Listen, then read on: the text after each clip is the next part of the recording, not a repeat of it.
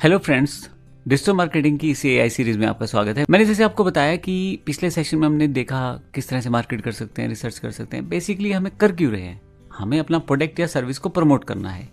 तो इस सेशन में बात करेंगे क्या क्या जानकारियां आपको चाहिए अपने प्रोडक्ट या अपनी सर्विस को सामने रखने के लिए क्लाइंट के।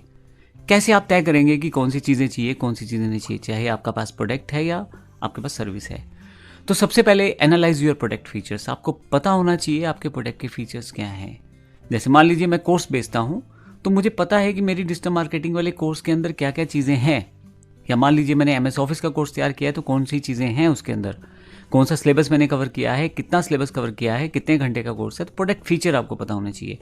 वैसे एग्जाम्पल के तौर पर अगर आप शैम्पू बेचते हैं एग्जाम्पल, तो आपको पता होना चाहिए कि वो हर्बल है या वो मेडिसिन बेस पे है या वो किस चीज़ के लिए यूज़ हो रहा है, किसको फ़ायदा होगा उसका। ये सब जानकारी आपके पास होनी चाहिए। कौन से इंटीग्रेंट्स हैं या कितना यूज़ करना है, वो सब चीज़ें आप अपनी तरफ से बेहतर तरीके से बता सकते हो। तो सबसे पहले इंपॉर्टेंट है प्रोडक्ट फीचर्स की जानकारी होना। दूसरा इंपॉर्टेंट पॉइंट है यूएसपी, यूनिक सेलिंग पॉइंट। बड़ा इंपॉर्टेंट फैक्ट है। यूनिक सेलिंग पॉइंट का मतलब ये है कि आप जब अपने प्रोडक्ट को बड़े अच्छे से पहचान लेते हैं, तो आपको पता रहता है ये चीज़ जो सिर्फ मेरे ही प्रोडक्ट में है, उसको हम कहते हैं यूनिक सेलिंग पॉइंट। जैसे एग्जांपल, मैं डिजिटल मार्केटिंग का एक कोर्स बनाता हूँ अगर, तो उसमें कोई ऐसा टॉपिक या ऐसा कंटेंट ऐड कर देता हूँ जो बाकी कोर्सेज में नहीं है, तो दैट इज़ माय यूएसपी। इसी तरह से आप शैम्पू बनाते हैं, उसमें कोई ऐसा इंटीग्रेंट ऐड कर देते हैं जो कि बाकी शैम्पूस में नहीं है, वो आपका यूएसपी है। तो इस तरह से हम लोग यूएसपी पॉइंट्स को ढूंढते हैं और उन्हें सामने रखते हैं।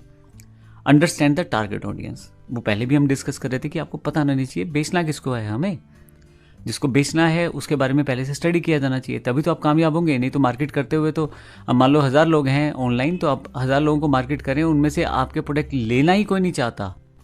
अब वो लोगों को ऐड दिखा के कोई फायदा नहीं होगा। तो टारगेट ऑडियंस पता होना चाहिए हमें, ऐड किसको दिखानी है, उसको कहते हैं टारगेट ऑडियंस।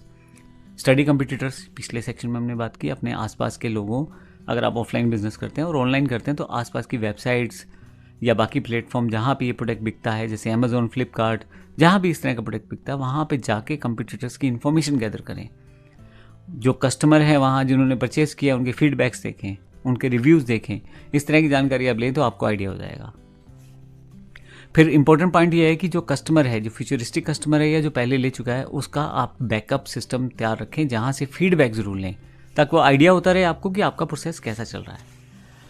तो सबसे पहले हम बात करते हैं प्रोडक्ट क्या ऑफर करता है। देखो, आप अपने प्रोडक्ट को कोर फीचर्स में बांटना शुरू करो। देखो आपका प्रोडक्ट क्या क्या दे सकता है। जैसे मैं एग्जांपल लूँ, डिजिटल मार्केटिंग का कोर्स जो मैंने बनाया, उसमें मैं कैनवा को इंक्लूड कर रहा हूँ, चैट जीपीटी को इंक्लूड कर रहा हूँ। ये फीचर्स हैं, ये कोर फीचर्स हैं। किस तरह से आपका प्रोडक्ट जो है वो सामने वाले की प्रॉब्लम को सोल्व करेगा। जैसे अगर मेरा डिजिटल प्रोडक्ट है, मान लीजिए यही कोर्स है मेरा डिजिटल मार्केटिंग का, तो सामने वाले को क्या डिजिटल मार्केटिंग आ जाएगी, क्या वो अपने बिजनेस को प्रमोट कर पाएगा या दूसरे को ऐसी कोई सर्विस दे पाएगा, ये सब चीज़ें मुझे सोचनी है। और उसको चाहिए क्यों कोर्स ये, और क्या मैं सच में इसके थ्रू बाकी बिजनेस का प्रमोशन का प्रोसेस बना सकता हूँ।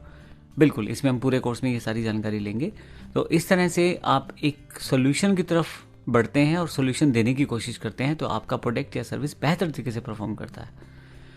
आप फीचर्स को कैटेगराइज कर सकते हैं, प्राइमरी और सेकेंडरी। प्राइमरी वो जो सभी दे रहे हैं लगभग, मेन फीचर्स। जैसे अगर आपको मोबाइल बेचना है तो बैटरी कितने एम्पेयर की है, स्क्रीन कितनी बड़ी है, आपके पास कितने सिम वो अटेंड कर लेगा, तो ये सब चीज़ें प्राइमरी में आ गई। सेकेंडरी में आप उसका एक्स्ट्रा कैसे दे रहे हैं, जैसे कि कोई हेडफोन आप साथ में देना चाह रहे हैं। मैंने पहले भी बताया यूएसपी बड़ा इंपॉर्टेंट पॉइंट रहता है, यूनिक सेलिंग पॉइंट। आप देखें कंपटीटर्स क्या नहीं दे रहे, सामने वाला क्या नहीं दे रहा। मान लो मुझे सेम कोर्स डिजिटल मार्केटिंग बहुत सारे लोग दे रहे होंगे, मैं विद एआई देना चाह रहा हूँ, शायद थोड़ा सा बेहतर करके।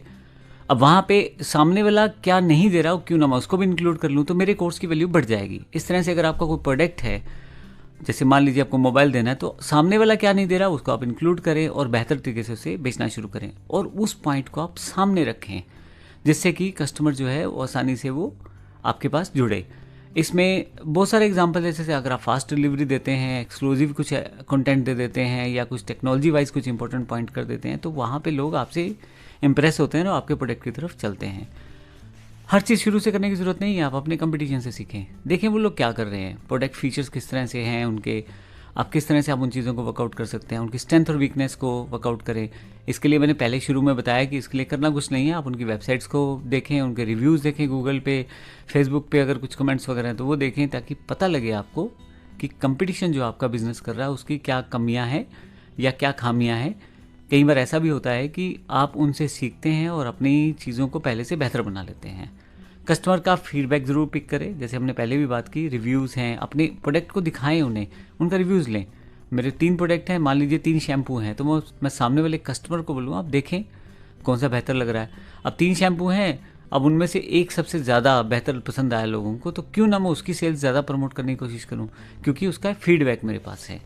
तो एनालाइज फीडबैक को करना बड़ा ज़रूरी हो जाता है। जब आप ये सब कुछ कर देते हैं तो अब आपकी बात आती है कि डिजिटल मार्केटिंग में कैसे ये सारा प्रोसेस करना है। अब आपको पता है आपका प्रोडक्ट क्या है, अब आपको पता है कि आपकी सर्विस क्या है, अब आपको जानना ये है कि अगला स्टेप क्या होगा। मान लीजिए मैं शैम्पू बनाता हूँ तो मेरे पास बोतल आ गई बन के, अगला स्टेप क्या है। या मैं कोर्स बनाता हूँ तो कोर्स तो मैंने रिकॉर्ड कर दिया, अगला स्टेप क्या है। तो कोर्स या शैम्पू या कोई भी प्रोडक्ट अगर आप बेचना चाहते हैं तो अब यहाँ से आपको क्या क्या चाहिए। सबसे पहले सोशल मीडिया, आपको यूएसपी है या इम्पोर्टेंट पॉइंट्स है, सब की सब चीज़ें सोशल मीडिया पर ज़रूर डालें। वेबसाइट चाहिए, वेबसाइट एक ऑनलाइन प्लेटफॉर्म जिसमें आप हर एक इन्फॉर्मेशन को रख सकते हो, जिससे कि एक ऑनलाइन प्रेजेंटेशन कैटलॉग या इन्फॉर्मेशन पार्ट की तरह कि लोग आएँ, देखें और समझें कि आपका प्रोडक्ट है क्या। क्योंकि आपके ऑफिस में आना बड़ा मुश्किल हो जाएगा, 50 लोग तो आ नहीं पाएंगे, इसमें आप 500 1000 जहाँ तक चाहो आप उन लोगों तक रीच बना पाते हो। ईमेल मार्केटिंग सुनने में थोड़ा ओल्ड कॉन्सेप्ट लगता है, लेकिन आज भी बड़ा कामयाब है, क्योंकि ईमेल का पर्टिकुलर नोटिफिकेशन जाता है और वो वहाँ स्टोर रहता है आपके पास। तो अगर आप ईमेल की मार्केट करना चाहते हैं तो वो आप कर सकते हैं। इसमें हम एक कंटेंट टाइप करते हैं और उसको सबको भेजना शुरू कर देते हैं, पुराना क्लाइंट हो या नया क्लाइंट हो। इसकी जानकारी मैं अभी आने वाले सेशन में आपको दूंगा। ईमेल मार्केटिंग का एसईओ, सर्च इंजन ऑप्टिमाइजेशन, पहली बार ये वर्ड आया है। सर्च इंजन ऑप्टिमाइजेशन का मतलब ये है कि एक तरह से आप कीवर्ड्स को यूज करते हैं। अपने शुरू में भी बात की थी, छोटे छोटे वर्ड्स जिन पे लोग सर्च करते हैं, जिन पे लोग सुनना या देखना चाहते हैं इन्फॉर्मेशन, जैसे हर्बल